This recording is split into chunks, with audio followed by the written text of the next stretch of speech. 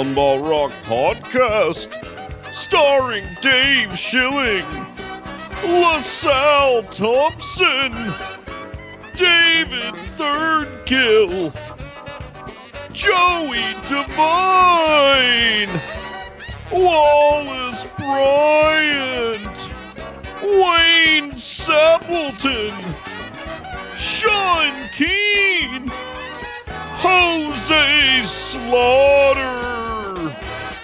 Special Patreons, Gurban Ghuli Bernie Muhammadu. Yes, he's the totalitarian president of Turkmenistan and a dentist. Thank you, David Hafner. And Phil Oakes. Thank you, Ryan Campbell.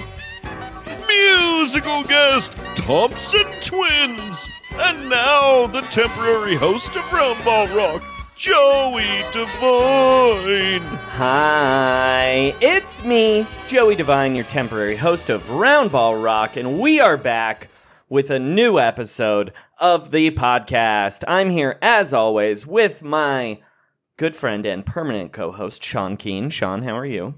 I'm good, Joey. I heard you got in a basketball-adjacent altercation. Not to be a real Byron Allen with this setup. No, I like it. So Sean, tell me, I heard you got in a basketball-adjacent altercation. Look, we want this show to be more like Comic View. Yeah, Comics Unleashed, not Comic Comics View. Unleashed, I'm sorry. Yeah. Comic View would have way too much Darren Carter, the party starter, for my taste. Yeah. When you used to have a job classifying comedy, I feel like urban voice was the most problematic category that you had to choose. Yes, I also once got in an argument in a meeting over putting Jeff Dunham's voice as white. Because like the terrorist has because white was the baseline. Like, you're supposed to use white voice for like when a comic is like a black comic was doing white voice. Oh, you know what I mean? But I was like, this is the whitest shit I've ever heard. This needs to be white. He's doing a white voice. My God, what an entertainer, though. I went on a hike yesterday, and like in the middle of the hike, my girlfriend texted me and she needed quarters. So I was like, all right, I'll just walk to Trader Joe's. As I'm walking, I like walk into a crazy fight. It's again in a fairly placid area of Los Angeles in Los Feliz. Some dude, apparently, this is all from the recap, a big, like really jacked dude was just like on his phone on the sidewalk outside his apartment. And as I'm walking up, a dude in a much smaller guy has just pulled up in a car, and he's like parked in front of a fire hydrant.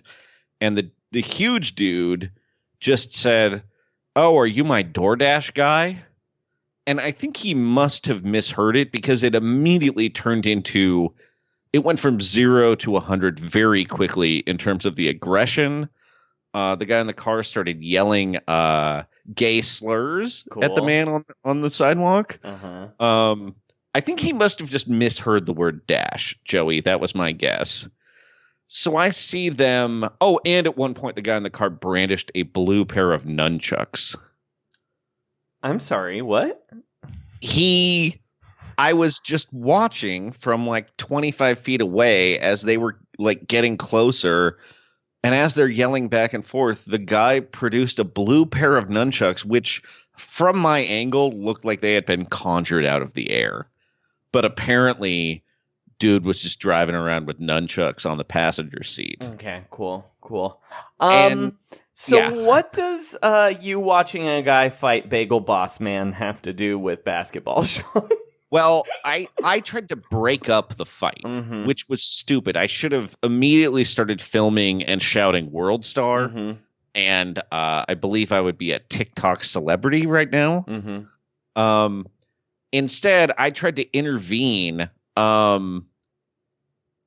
but I think to them it was very confusing because I was not like, I kind of came out of nowhere and I was wearing a homemade shirt celebrating the 2001 Warriors that a friend of the podcast, DJ Eli Freshmode, had made, which said, "It's a great time out" on the front. And then the back said, Vontigo Cummings, which I think was extremely confusing for the guys involved in the fight to have a weirdo like that just emerge. And I kind of broke up the fight, sort of, but then the small guy didn't really run away. So the big guy, after like 15 seconds or so, just kind of shoved me aside and went and punched him a couple more times. Cool. So I didn't really stop anything. I kind of hurt my jaw. And then... how did you hurt your jaw? Did you get punched? I kind of got... I don't really remember. I took like an elbow when I was grabbing the big guy's arms. And then it was like there was a tackle, but really it was just that a fight had gone on for more than 10 seconds and everyone was horribly winded. So we kind of just fell to the ground in slow motion, and it might have just been that. Anyway, and then I continued on to Trader Joe's, where the adrenaline finally kicked in, like as I walked inside, and suddenly I was just like, what the fuck? Butternut squash in a zigzag? Joe, you crazy. I was really keyed up, but then I just got quarters and went home. But I think they were probably, I don't know, I felt like I had the spirit of Vontigo Cummings in me, Joey. No, Vontigo Cummings wasn't breaking up any fights. No, dude. He would have stayed back. Maybe the spirit of like Chris Mills is too much of a fight starter. No, Chris Mills is the nunchuck brandisher in this story for sure. Yeah, except that the guy with the nunchucks really got hammered. Like at the end of the fight, Chris Mills would have gotten his fucking ass kicked by the Jailblazers. Are you kidding me? Oh, you're right, and he's into fighting a guy in a car. Well, the guy in the car, oh my god! At the end, he drove like 25 feet further and started yelling again. And then the big guy just ran after him again, and then he just started punching his car. It was fucking crazy, Joey. And yeah, it was like a hate crime, but I don't think either one of them was gay. So actually, it seemed like it was maybe an extremely homophobic reaction. Sure. Yeah. So anyway, it was a crazy incident. What's even crazier is that guy was his door dasher. He was. He was mad about the company stealing tips.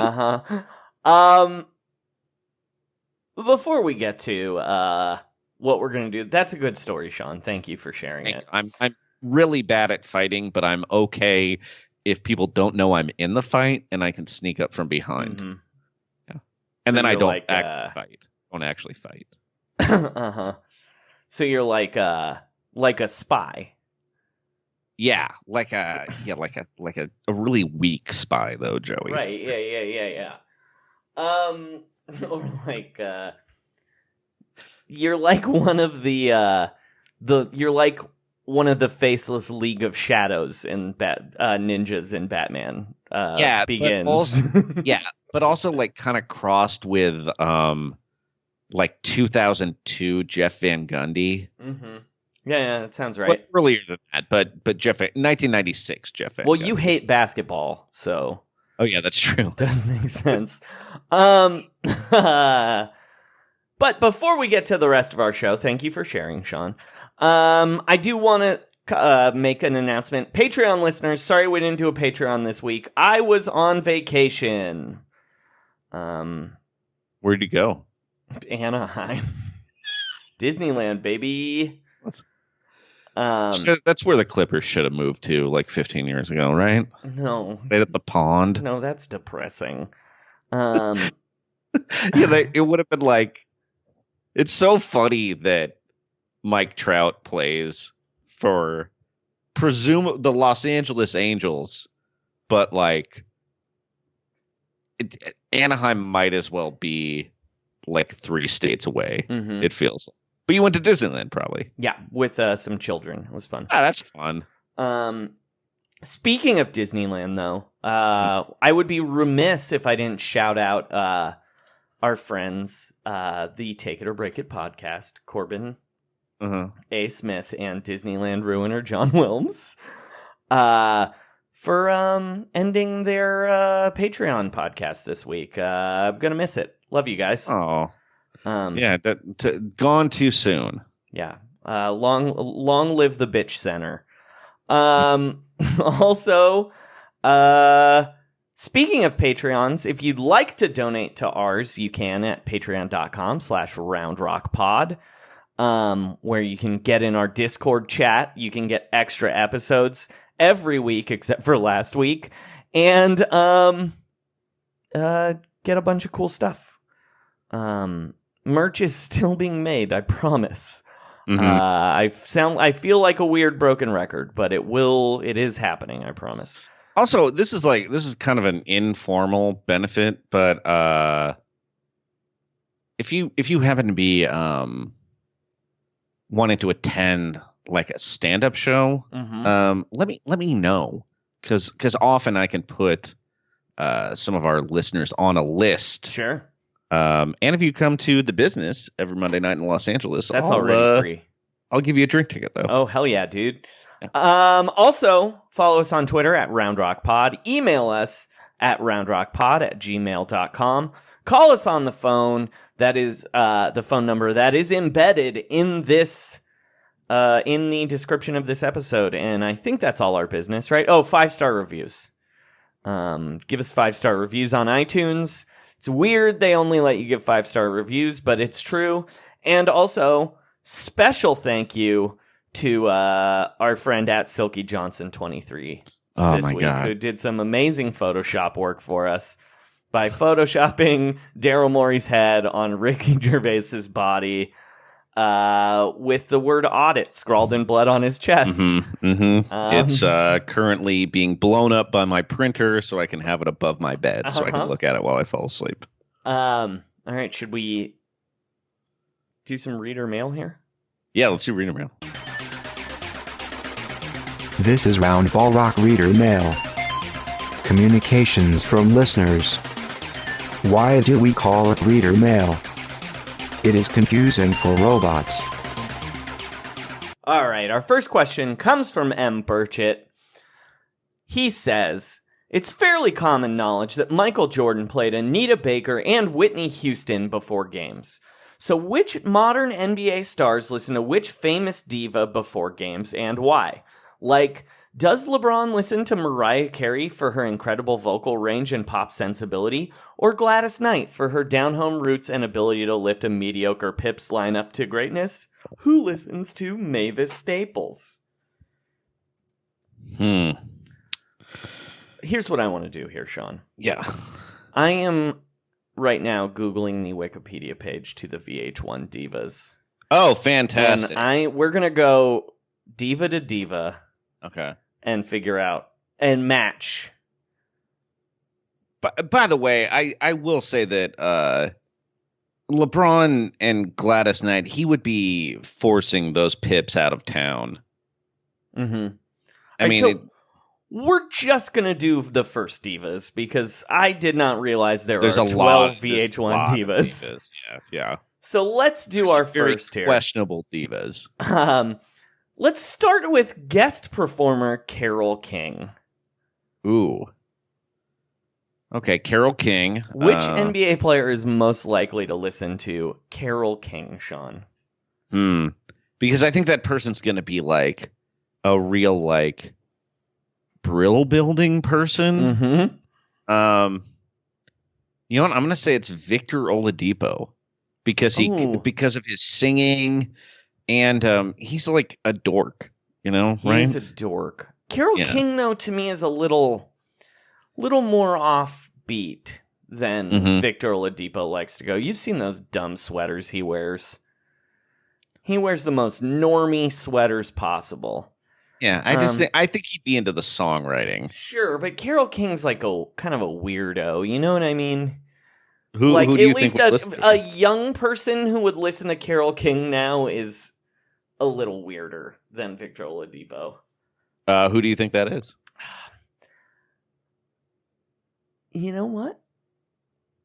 I think I'll tell you who it isn't first. It's not Donovan Mitchell, who is somehow more normie and boring than Victor Oladipo. Yeah, he's like... Look, I gotta say, good for you and your nickname, and I'm proud of Spider-Man, but that's a lame choice, dude. Okay. For a guy who's not very Spider-Man-like, I'll say that right now. I'm gonna say, Sean, a lot of weird things have happened on this show in the past. But you saying you're proud of Spider-Man is just a really weird, funny sentence to say. Look, I love him, man. Of course, what if Spider-Man was more like Donovan Mitchell, where it was like he's not like a downtrodden guy. He actually has like a pretty good job as a staff photographer at the Daily Bugle, and Jonah Jameson like really supports him and submits him for a lot of awards, but he's just miserable because he hasn't won enough Pulitzers yet. You know who I think? I think Joel Embiid is a Carole King man. Ooh, I can see that. Don't you think he'd really like the song "You Make Me Feel Like a Natural Woman"? Because he's like confident enough in his own masculinity too. Well, I think he's a "You've Got a Friend" guy. Yeah, well, that is the other song she played at VH1's Divas. Oh, well, there you go. Also, he's like such a clean slate. I could just see him. I don't know. I think that Joel Embiid is.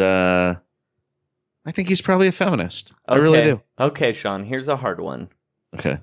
Shania Twain. Ooh. Okay. What do you think about this? Shania Twain. Does it have to be an active NBA player? No.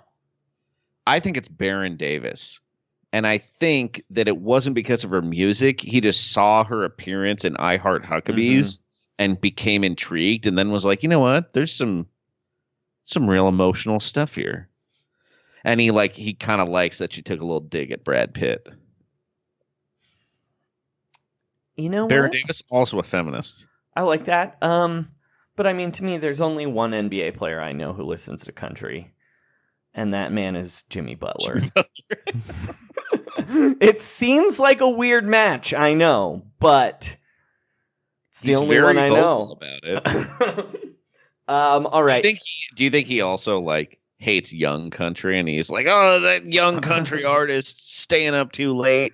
I think Jimmy Butler was the only person in the NBA who was pro removing Old Town Road off the Billboard Hot Country 100 chart. He's like, nah, Billy Ray Cyrus doesn't count.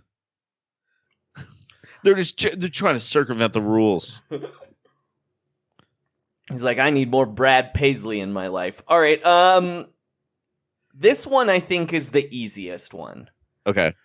Gloria Estefan. I could see like 100 NBA players listening to rocking some Miami Sound Machine. Yeah. I mean, I feel like I need to disqualify members of the Miami Heat, though, just because, like, I don't know. I don't think. I feel like when you have a personal friendship with Gloria Estefan, as I assume Udonis Haslem has, right? Like Dwayne Wade definitely has. Dwayne Wade has definitely been to her house. Yeah. I bet it's lovely. So, who is the most tropical non-Miami Heat player? Who is most likely to ride a Vespa barefoot? You know, I don't know if this is true of him now, but I could really see Al Horford as having been a Gloria Estefan guy. Like the combination of, you know, Caribbean background, but also Miami being like old when he was young. You know what I mean? Like he was already like a 4-year NBA veteran as a college junior.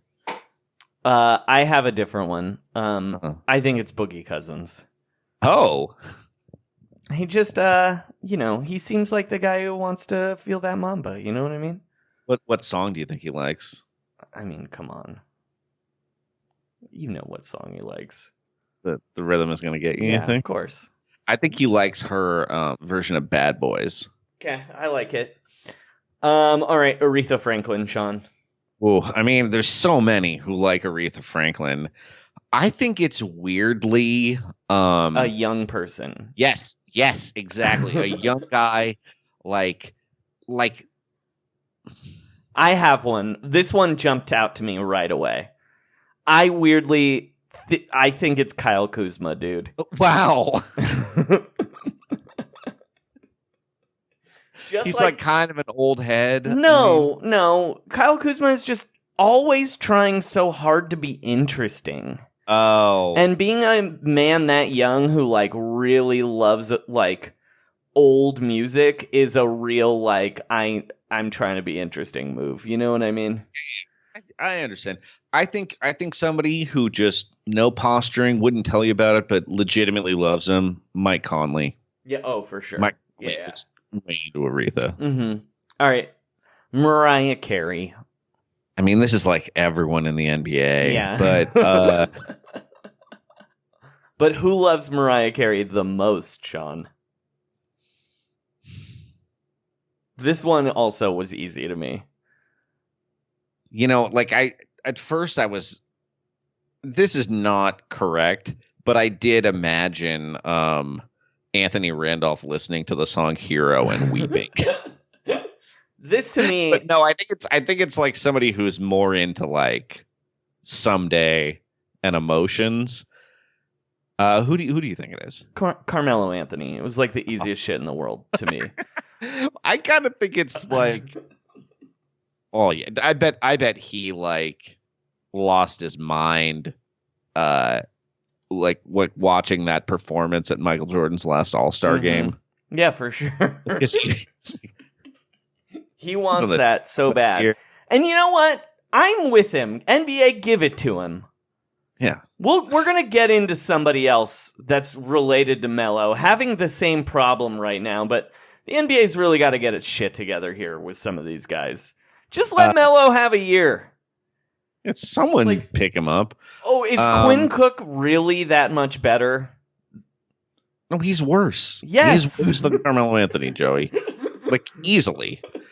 I think I would say Kelly Oubre would be my Mariah Carey. Oh, that's a good one. I like that one. Just he likes the dancier ones, though, not so much the ballads. All right, here's another. And everyone loves All I Want for Christmas Is You. Yeah. That's like the NBA's Christmas song. It really is. I wish they had made Rasheed Wallace and those Pistons rookies sing that one. All right, and finally, Sean, your biggest headliner of VH1 Divas Live 1998. Wow. You know what? We might have to return to this. Well, there's other Divas shows. No, that's what I mean. I think this is gonna... I'm not making a drop tonight, but the next time we do it, there's gonna be a drop. Okay. We're gonna return to Divas. But, Sean, Celine Dion... Wow. Who in the NBA secretly is listening to Celine Dion to hype themselves up? It's a man named Andrew Wiggins, and it explains the way he plays. Which Celine Dion jam do you think he's most into? It's All Coming Back to Me Now. See, I don't think he has enough power for Celine Dion or It's All Coming Back to Me Now. I just think it's like he's like pure Canada and he thinks it's psyching him up, but it's just draining him emotionally. And he just plays like the shell of a man.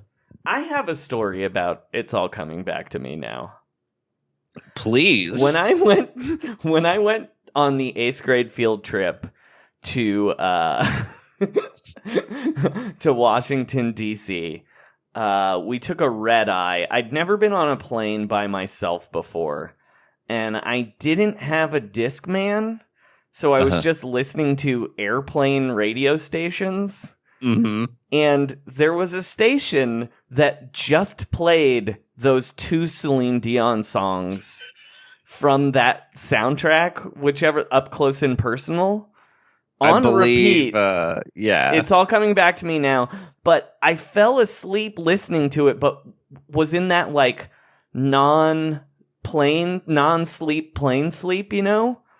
Uh-huh. So from a flight from Oakland, California to Washington, D.C., so what, 6 hours? Is that a 6-hour flight? A 5-hour flight? Something like that? Something like that, yeah. I listened as a 13-year-old boy, listened to It's All Coming Back to Me Now, essentially on repeat. Oh my God. Not on purpose. Right. But still. But for there's a lot that 5 goes on. straight hours. Do you want to know a weird fact about this? Sure. So, it was written a long time before it was recorded. Mm-hmm. And it's the guy who wrote it does a lot of work with Meatloaf. Mm-hmm. And he's the Bat Out of Hell guy. I forget his yeah, name. yeah. And so Meatloaf wanted to put it on Bat Out of Hell too, Mm-hmm. and then he's like, no. I'll do anything for love, but I won't do that. And then the co-writer wanted to give it to some weird project group he had called Pandora's Box, Mm-hmm. and ended up getting a court order preventing Meatloaf from recording the song. I mean, if you think about it, it really is a Meatloaf song. Oh, absolutely. Yeah. Anyway, and so actually Celine Dion's version is a cover. Mm-hmm. Anyway, I believe it. It's so great to me to imagine Meatloaf getting sued in order to prevent him from recording something. I do think you are right that someone is listening to that particular song before a game. But I don't think that it's Andrew Wiggins. It feels like a real Bradley Beal song to me. Ooh. Just like but only when John Wall is hurt. Where he's like touching the ball, it's all coming back to me now. You know what I mean? Right. Yeah, like you can pass it away, but yeah. There's no one else on the team. All right. I'm not going to do this with everyone, Sean, but I just want you to know the list of presenters for Divas Live is very wild. Oh, please. Jennifer Aniston. Okay, makes a lot of sense. Patricia Arquette. Indie diva. Sarah Jessica Parker. Definite diva. Susan Sarandon. Diva 98, though, for Sarah Jessica Parker? Is Sex and the City a show at that point? I don't know. Maybe it's just starting. But here's the other weird ones. Terry Hatcher. Oh, yeah, Sex and the City is just premiering, so she's doing it for promo. Yeah. Terry Hatcher. Ooh, not as much of a diva as some people might have guessed. Mm-hmm. Sarah McLachlan. She's presenting, but not a diva. Yes. I guess Celine Dion got her spot. She's not as much of a diva, though. No, but she was. It was VH1 in 1998, so legally she was required to be on. Yeah, because they were like, "Look, we have to show her every 2 hours." So, and finally, Joan Osborne in 1998. Wow. When did that album of hers come out? Not 1998. I'll tell you that much. When did One of Us come out? Let's see. That inspired. We collaborated with her. Yeah, that's 96, dude. I think it came out in 95. Yep, but I looked up the Grammy. So it wins the Grammy or it's nominated for the Grammy in 96. As far as I know, she has only one album. So she's still riding the one of us wave. Joey, can I make a confession? Yeah. Big fan of that album. I believe it. Relish. By the way, probably my parents just had it on CD, and I was like, "Ooh."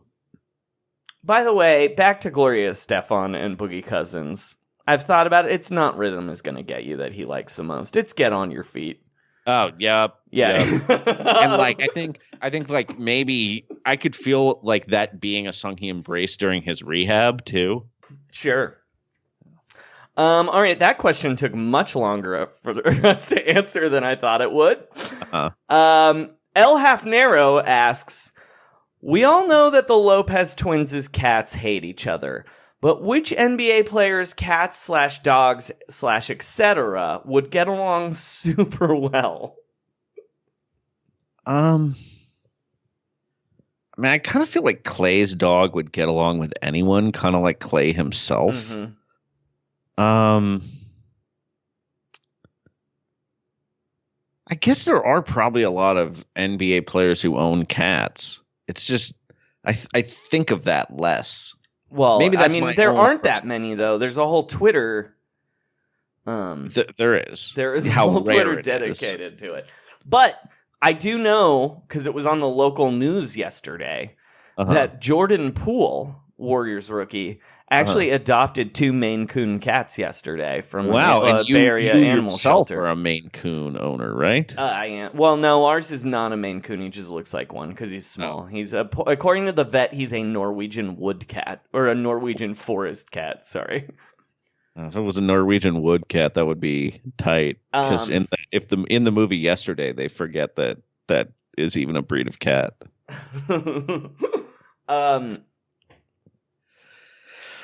I'll tell you whose dog isn't getting along with anybody's.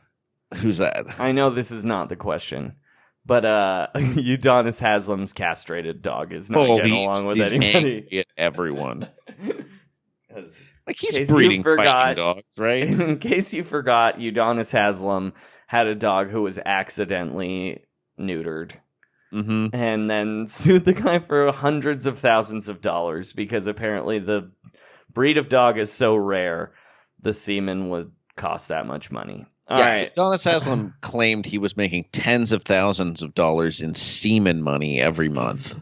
Mm-hmm. Congratulations, Udonis Haslam. Whose pets would get along really well? I think Zach Randolph's pets would get along really well with Zion Williamson's pets. Ooh. Yeah, I could see that. They're probably like real well fed, all of those. I also, this may be unfair, but I feel like Zach Randolph is probably a messy eater and very generous with like just tossing pieces of food of human food to a pet. Zach Randolph's the best. Yeah. All right, let's save this Tlay Compson question for the Patreon this week. I think we could do a long one. It's a pretty good question, yeah. And then Mr. Aggregator asked, what is your guys' thoughts on player empowerment? I think it's bullshit because only a few guys in the league have this quote-unquote power. We're starting to hear so much about it. I think it's clear the owners want to crack down on it before the next CBA. It's being pushed really hard in the media right now. I mean, I do agree that owners want to crack down on it, but they always fuck up when they try to do it. Yeah. You know what I mean? Just make it worse for themselves. They should actually roll it back and there were a lot of sign-in trades this year, and it makes me think that they're not going to want to be as punitive about them now. I mean, who knows? But it seems like so many teams were participating in them. Like, I don't really know that NBA owners are into everybody being hard capped. I also kind of disagree that there's only a few guys in the league with the power, because so many veteran guys have gotten bought out just because they've asked in the last couple of years. Robin Lopez is the exception to that. Dwayne Wade gave up a ton of money in his buyout. I'd be curious about that, actually. I want somebody to some aspiring basketball guy should like find out how much these guys are actually giving up in buyouts, because often it's nothing. Mm-hmm. But I'm kind of curious, like, who was actually willing to give up a bunch of salary to move around. And also, like, Pat McCaw got to leave. In previous years, that never would have happened.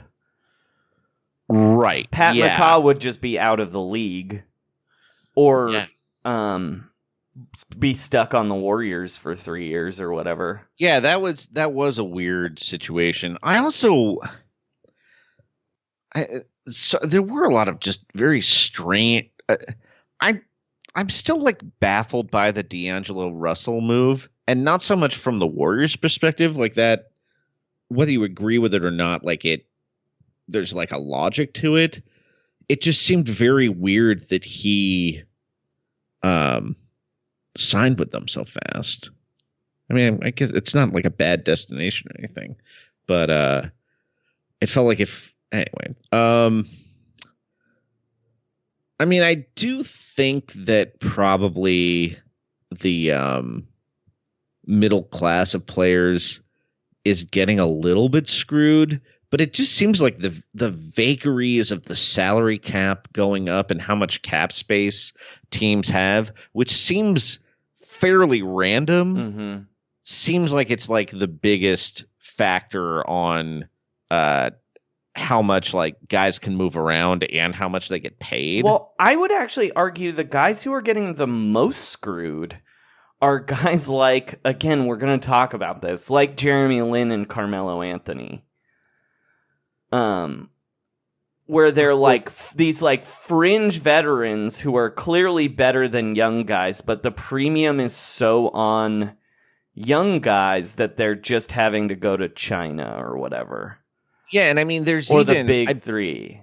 I believe we have CBA provisions that make the veteran minimum only count the same as the normal minimum. Mm-hmm. But I wonder if I'm not like smart enough about the CBA to know this, but I wonder if that doesn't work if you're hard capped or if there's some kind of like weird luxury tax factor. Those work. No, I actually do know this, but it just becomes a game of like, what if you develop Quinn Cook for 3 years instead of having Joe Johnson for a year? Like your upside is so much better having a guy you can develop for cheap for 3 years than having a guy that can play right now for only a year. Because it's all this like weird asset. Oh, the roster's actually a portfolio. Right, but and it's also guys are getting paid such a high percentage of the salary cap that those small numbers you want to have, those guys at really low value contracts you like want if we sign him to a series of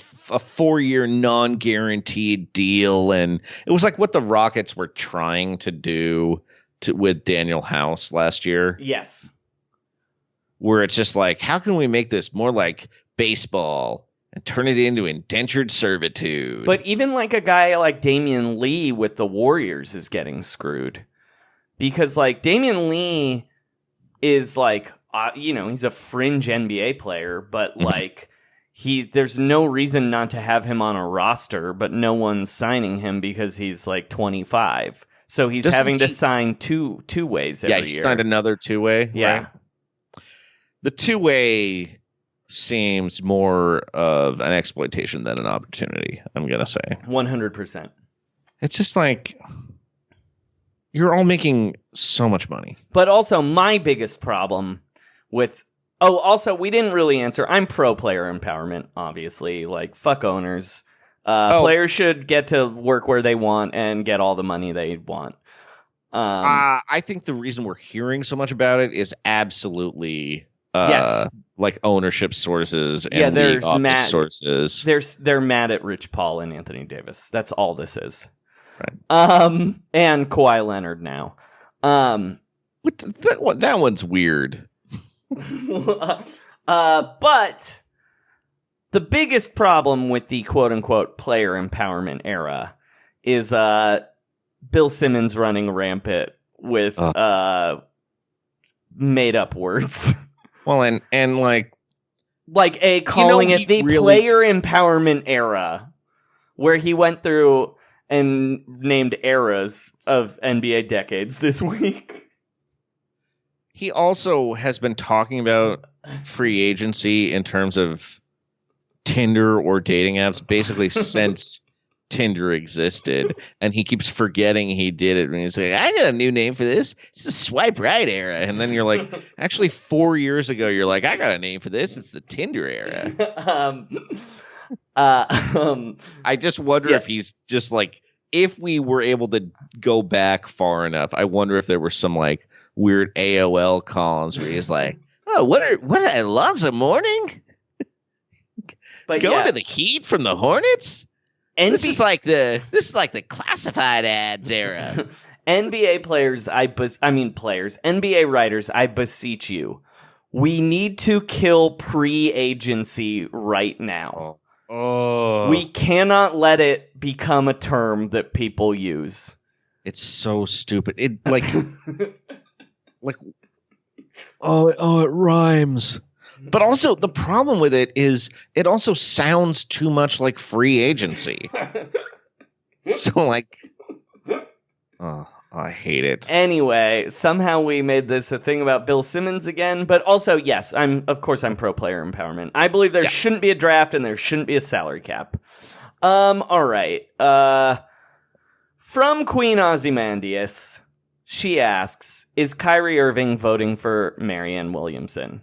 I will say this. I don't think Kyrie's voting. Yeah, I was going to say the same exact thing. Yeah, maybe, but he's like, they're like, I don't know how Kyrie thinks elections work, but I think he definitely does not believe his vote would be counted. He's going to be on a registry. Honestly, he's pretty much correct. It does not matter if you vote or not. Especially if you live in New York now. Yeah, dude. But I don't think AOC would be is the Barclays Center. I don't think that's in her district. I could see he would vote for AOC, I think.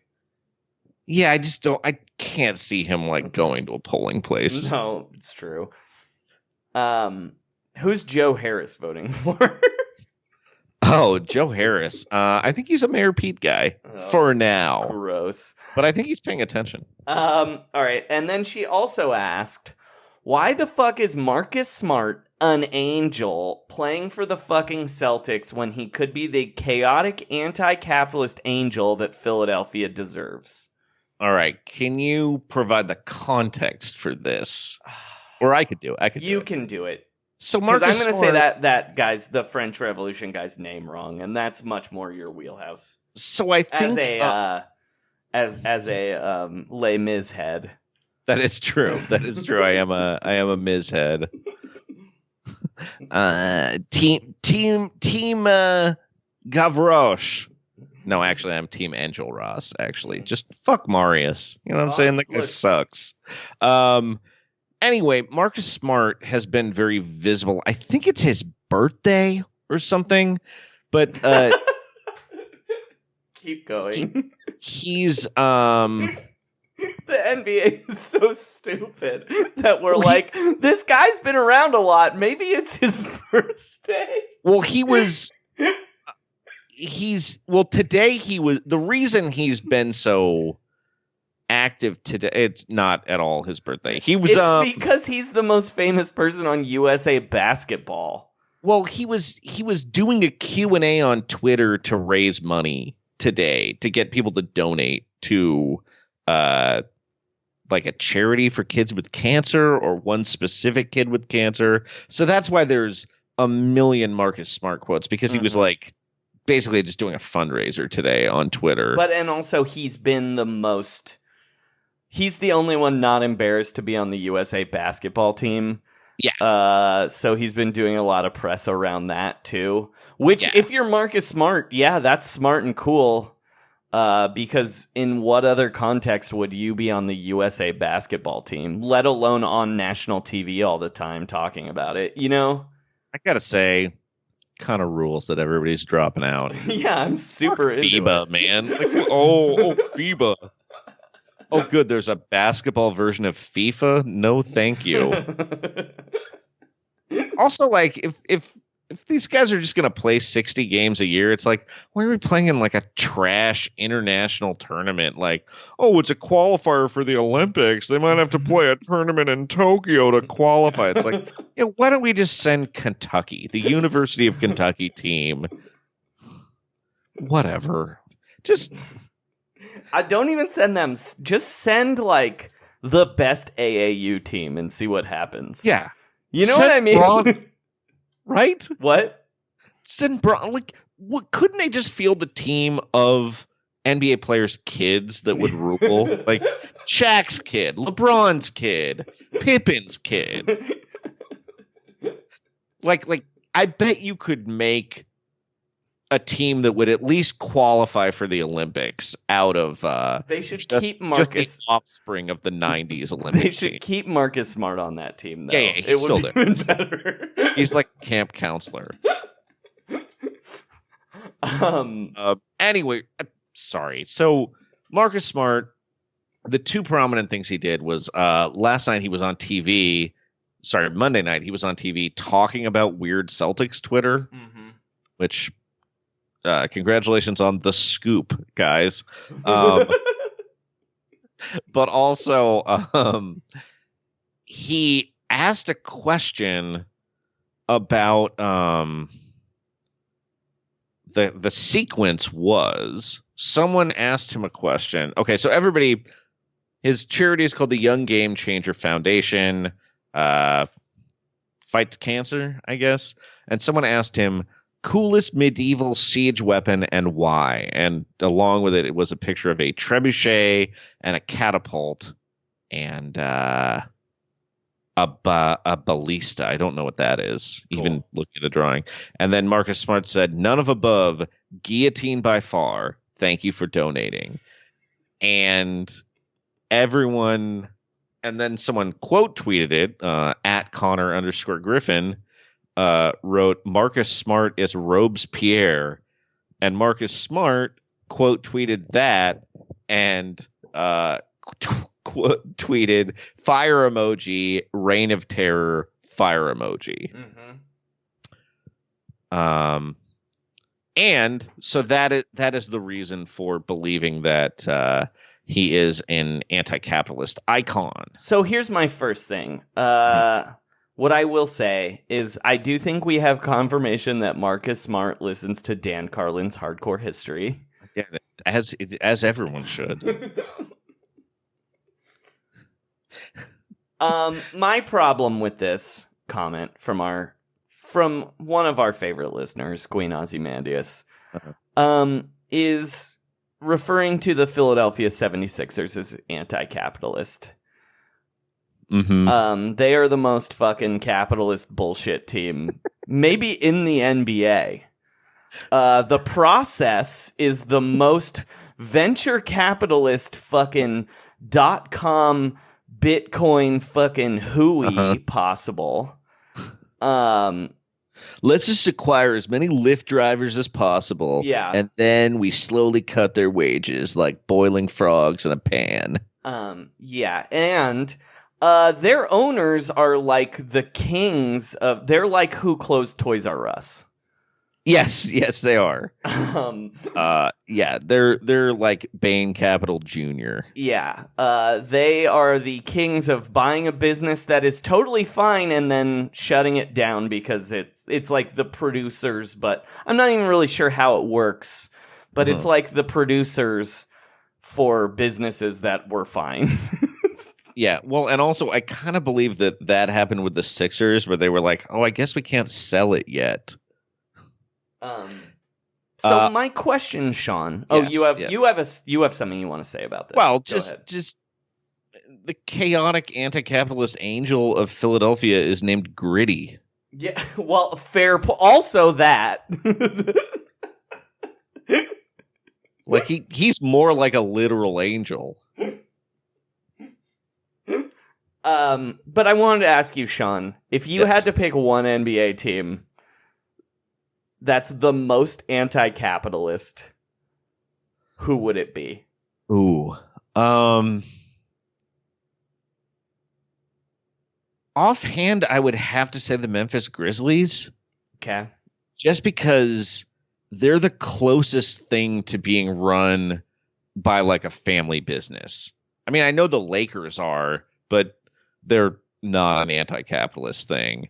Well, I mean, wouldn't the Timberwolves also be that technically, because they they only hire flips on? Well, they do actually hire family members, yeah, and like relatives. That is weird. But it is like, it's a guy who I think Robert Parra has a software company. Sure. But it's like he's not a mutual fund.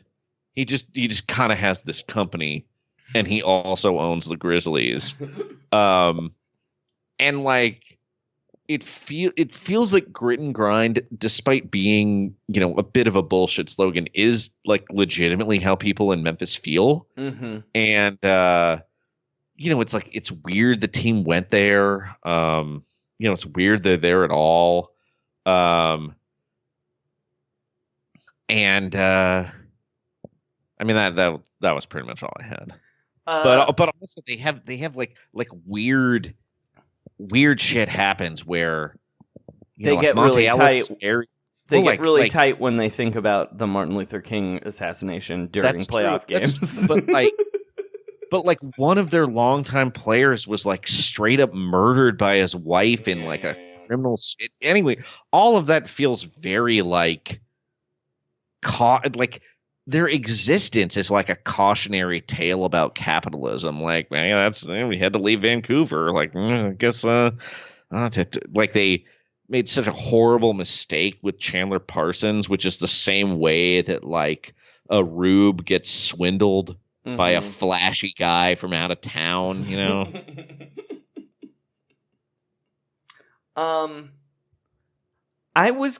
My initial thought was the Spurs, but they're kind of like they're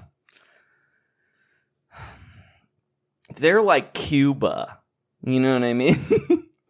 Where it's like a totalitarian pretending to be a socialist, you know what I mean? Yeah. Well, it's like, what is he, the heir of the Caterpillar fortune? Yeah. Well, I wasn't even thinking about him because he's so off. Oh, you're thinking Pop. Yeah, he's so hands off. But Pop and R.C. Buford are real, like, it's like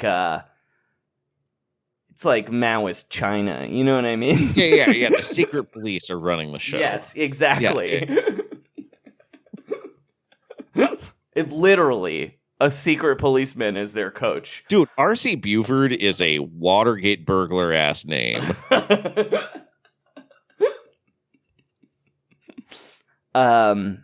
But clearly, I think the most anti-capitalist team is actually, if you're to believe the way people talk about them, it's the New Orleans Pelicans. Because everybody always claims they shouldn't have a team. They only have a team because people thought it would because of a natural disaster. Now they're like, we can't take it away. The people own it. Yeah, it's like the opposite of disaster capitalism. The guy who owns it didn't even want it, and then he died, and the wife didn't want it. But then Anthony Davis made her so mad, she's like, "No, I'm keeping it forever, and I'm gonna run it correctly." Yeah, like that's it. We got to wake up. They're trying to steal our resources. Never again.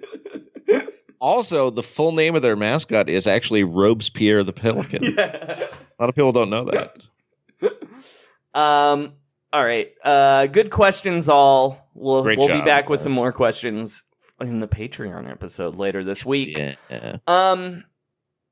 Let's do some news real quick. Yeah. This went much longer than I thought it was going to. Readers were too good. I'm going to say already, just before we get into the news, we're not going to talk about Vivek and the moon landing. No, we'll get to that later. Maybe. But here's the news drop.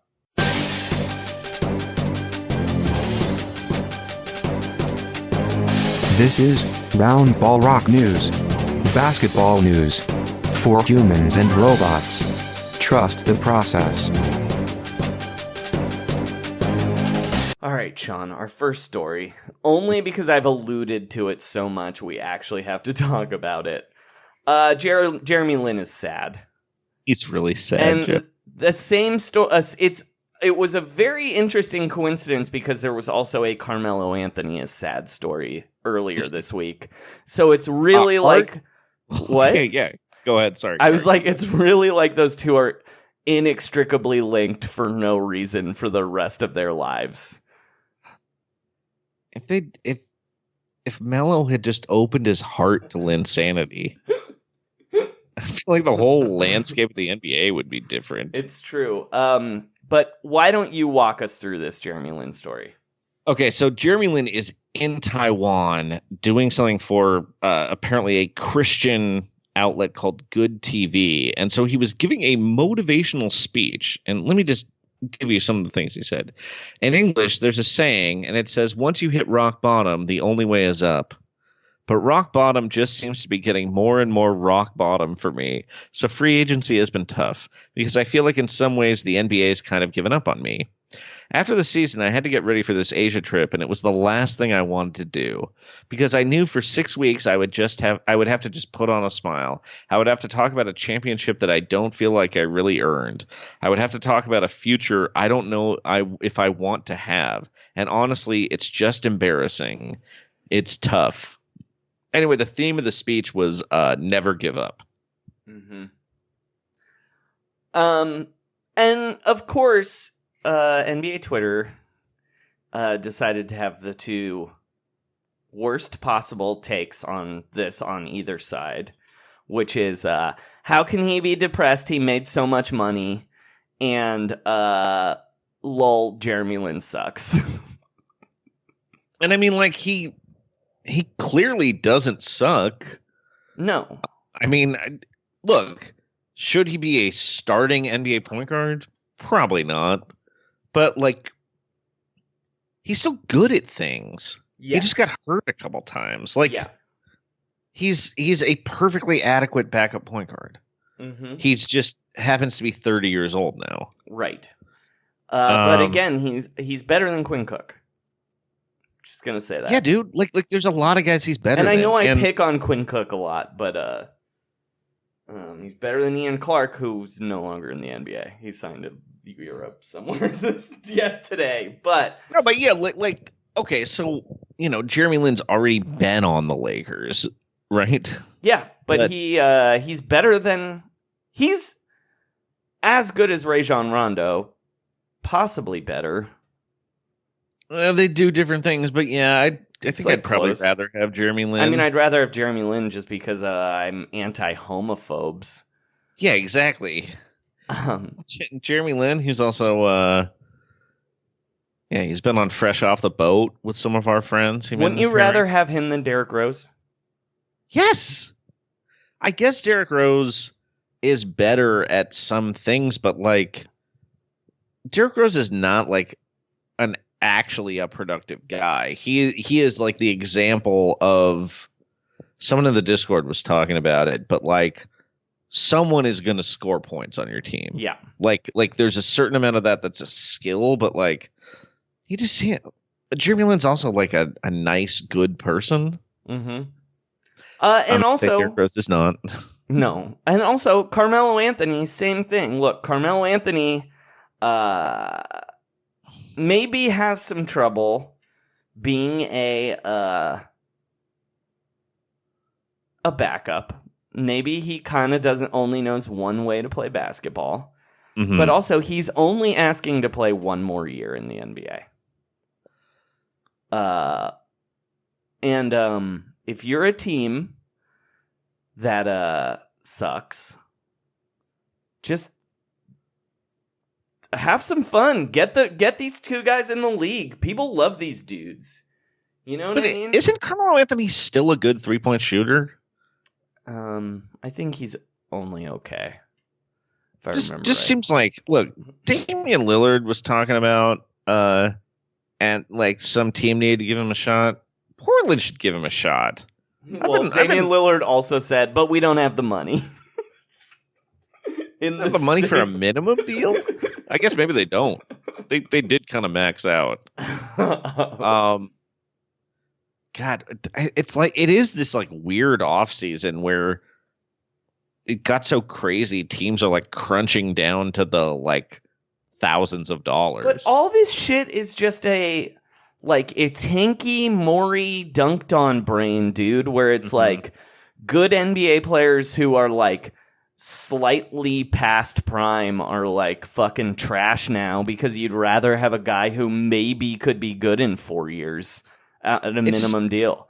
It's such a strange thing where the problem is that the teams that he would like naturally go to, this didn't used to be the case. Well, this is like why you look at those like Lakers championship teams, you see Mitch Richmond and J.R. Ryder. You know, Mitch Richmond dribbling the ball, like for the Shaq Kobe teams, right? And like it, I don't know, man. It actually, you know what team? I don't know if they got a place for him, but I think he actually would be not only like not just like a mascot. I think he might be a helpful Spur. I really do. Like they're down a forward. They need someone who can shoot from the outside. I don't know. Melo? Sorry, I thought you were talking about Jeremy Lin. Oh no. I mean Melo. Sorry. Yeah, I was gonna say, you know who Jeremy Lin would really help? The fucking Orlando Magic. He would help the Magic. The Phoenix Suns. Like these are teams that have like one point guard. Right, and also like when you have Jeremy Lin, it's like. Oh, how about that Orlando Magic roster that's 80% defenders? Yeah. like that's a good place for Jeremy Lin. But anyway, this to me is actually what's happening right now is just like the NBA needs a real minor league. That's what's crunching these guys out. Oh, that there's nowhere to like send down a guy and stash him. Right. Well, and it's not even just sending them down. It's having the ability to develop young players while also trying to compete right now. Well, yeah, because the G League is basically trash.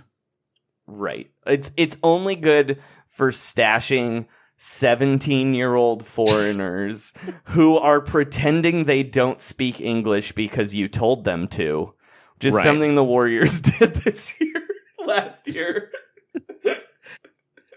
But yeah, like those teams just have aren't G League games kind of unwatchable? Yes, because there's like a ton of roster turn. Now there are a lot of NBA vets playing in the G League. Like there's a lot of pretty old dudes. But I'm not even suggesting Carmelo and Jeremy Lin would be in the G League. I'm suggesting some of your Travion Grahams would. You know what I mean? So like the rosters are too small for NBA teams to be able to like have veterans who can play and also develop young guys. To me is the problem here. I think it's more the sea change in attitudes. I don't think there's that much of a roster crunch. Because there's a lot of teams that don't even fill their roster. Yeah. But, yeah, man, and unfortunately, the natural destination for Carmelo Anthony would be the Knicks. Yeah. The Knicks should bring both of these guys back. It would be hilarious, and people would love it. I mean, look, the Knicks have proved that there's no limit to the amount of power forwards they could acquire this postseason. How funny! Because Amari Stoudemire is also trying to get back in the league. Sign all three. Well, I don't think Amari is an NBA player anymore. Yeah, but it would be so funny. Like, if you're going to sign the two, you might as well also sign Amari Stoudemire to have him around. You know what I mean? It would be hilarious. Yeah, but Joey, like, where are you going to be able to find minutes for, Bobby Portis? That Knicks roster is completely weird. I will have something about the New York Knicks this week, by the way. Okay. The other story I really wanted to talk about. We'll talk about Senegal later this week too. Okay, great. Let's just do this real quick one. Anthony Davis, Sean, is afraid of the dark. This is a fresh story to me, Joey. So he was on something called That's What She Said with Sarah Spain. Oh boy. And she asked, which apparently is an ESPN show.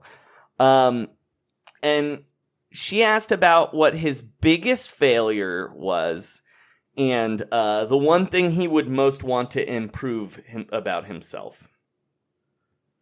And he said, me being scared of the dark. And then he said, when he goes to sleep, TV on, bathroom light on, some light has to be on. I wish I wasn't scared of the dark. And then he explained that, quote, that he, quote, watched too many crazy movies when I was a kid, and it messed me up for life. Well, so he has PTSD, Joey. And then Sarah Spain asked him,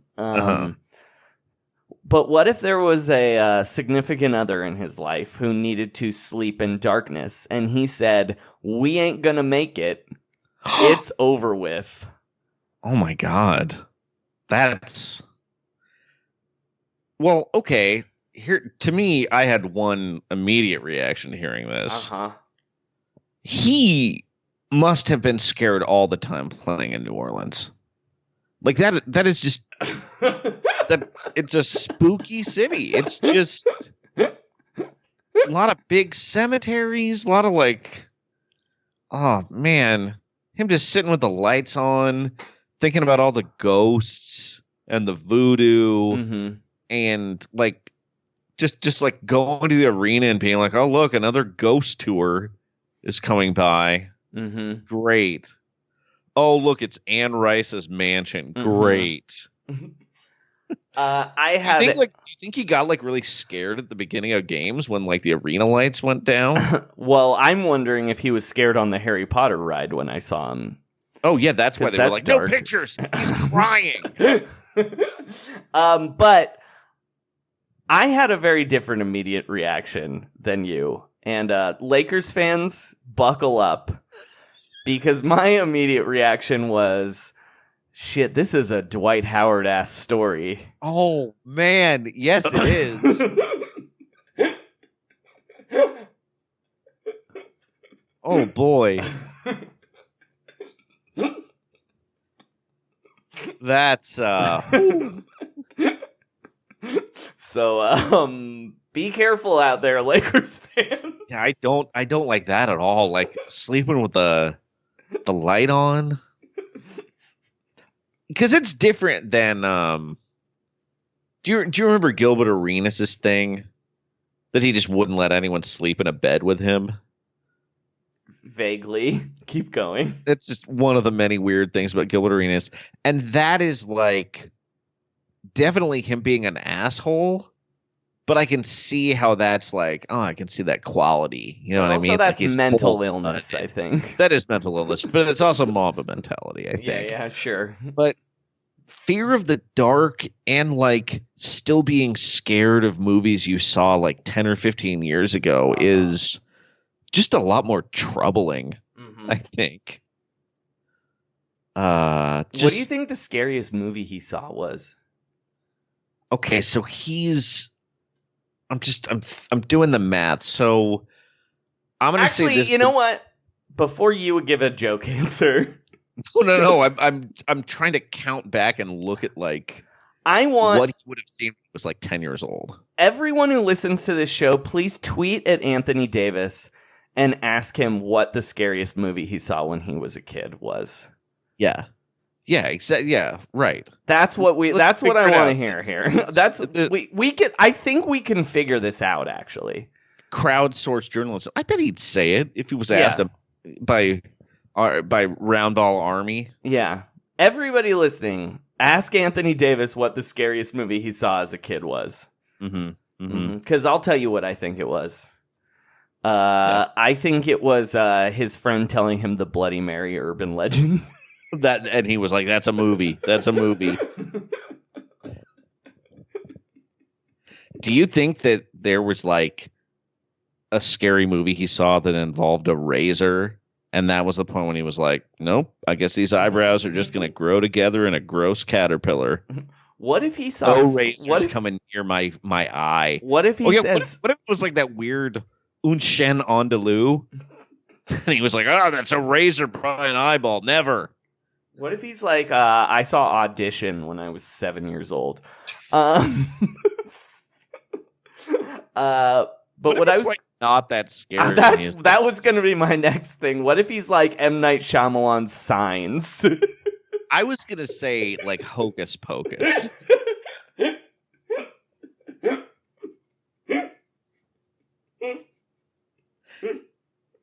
I mean, time-wise, he could have seen The Sixth Sense when he was like 7 years old.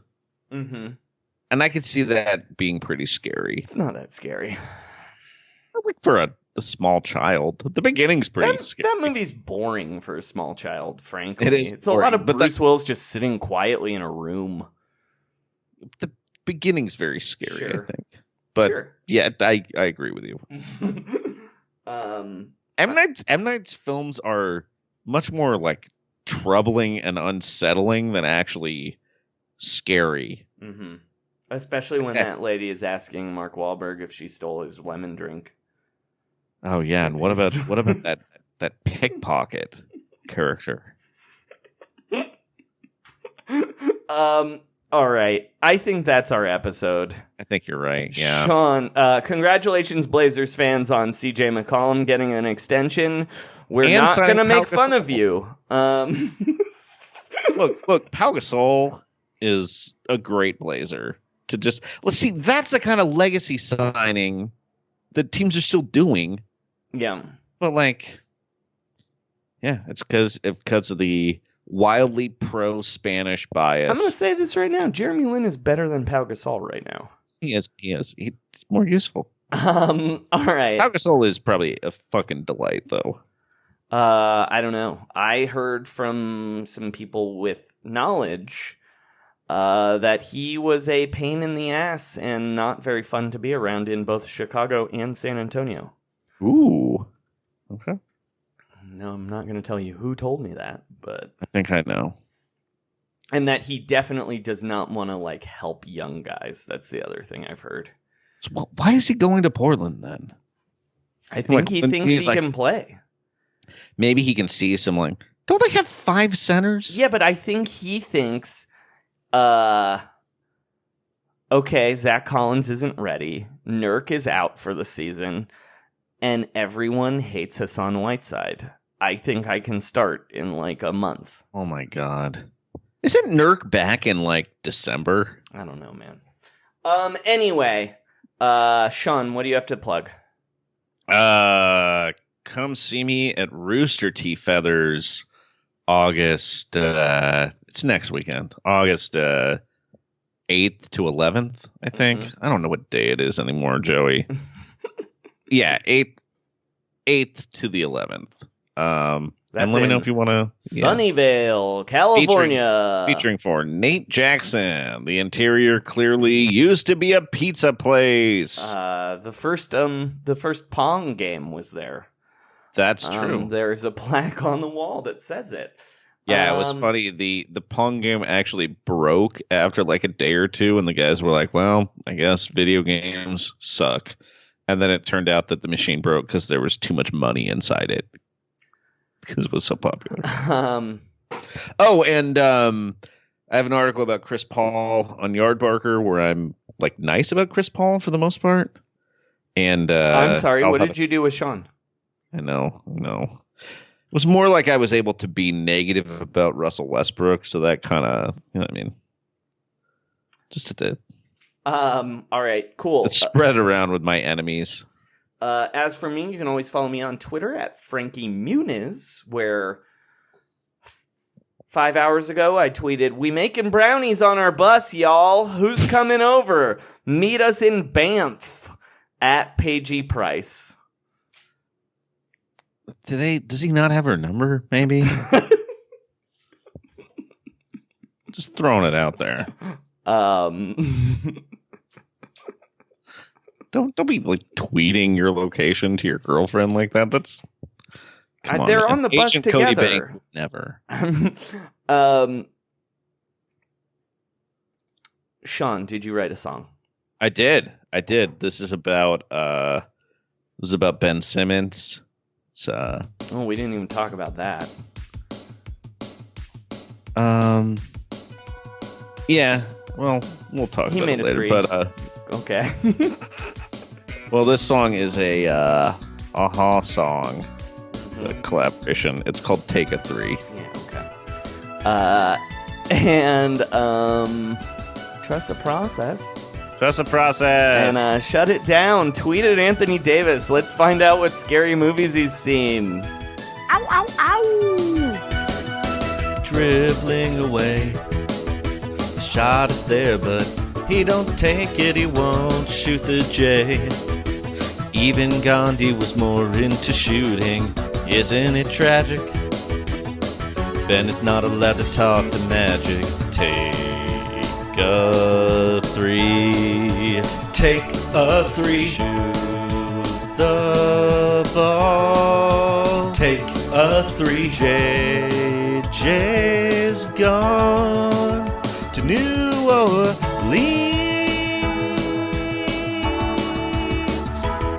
So Philly is strange. They had kept space, but no spacing. What's up with Ben? He's playing like it's the 1970s. Pass to Embiid. If he balls out, he'll get a day with Riri. Take a 3.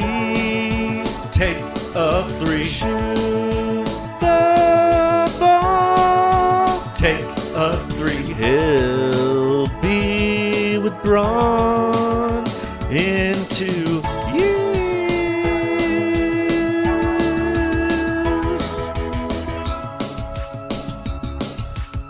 You know, if this one-hit wonder were a free safety for the Green Bay Packers, they'd be Ahaha Clinton Dix.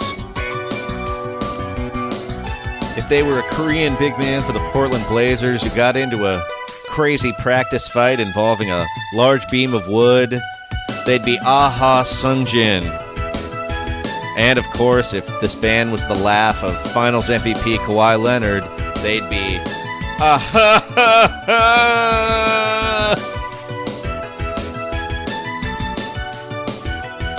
Oh, he's not lefty.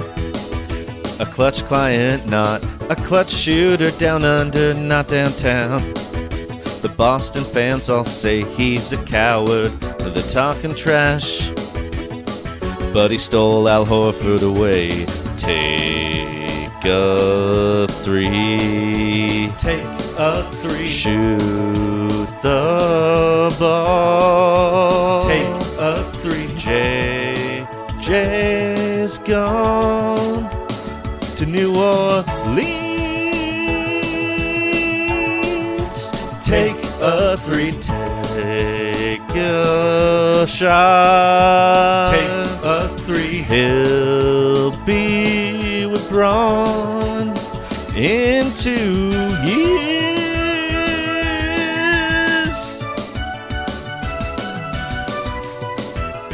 One hit wonder. We talking about Carmelo Anthony in a fight? But we kid.